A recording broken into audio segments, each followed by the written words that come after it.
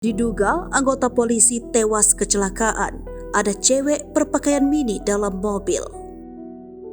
Insiden kecelakaan terjadi di pintu keluar jembatan Suramadu, Bangkalan, Madura, Jawa Timur, Kamis 16 Maret 2023. Dalam keterangan video, 4 orang di dalam mobil tersebut diduga baru saja pulang dugem. Video kecelakaan tersebut viral di dunia maya. Dalam tayangan tersebut, nampak mobil hatchback berwarna kuning ringsek. Setelah pintu sopir dibuka, sosok pria langsung jatuh ke jalan dari kursi kemudi. Seorang perempuan yang ada di dalam mobil berteriak histeris.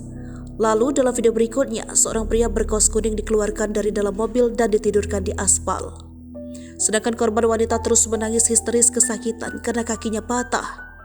Bahkan wanita yang mengenakan celana pendek itu pingsan karena kesakitan.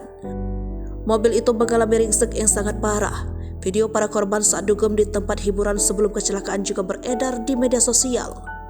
Dikutip dari Tribun Manado, menurut keterangan pengunggah, mobil itu ditumpangi MWF 23 tahun selaku sopir, RM 24 tahun, AK 26 tahun, dan perempuan berinisial DN 30 tahun.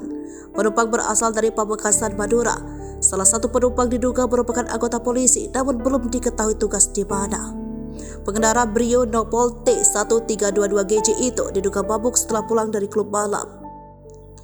Awalnya, mobil itu melaju dari Surabaya, kemudian menabrak truk yang sedang parkir di pinggir jalan. Akibatnya, para penumpang mengalami patah tangan dan kaki. Kini, mereka dirawat di Rumah Sakit Umum Daerah Syamrabu, Bangkalan.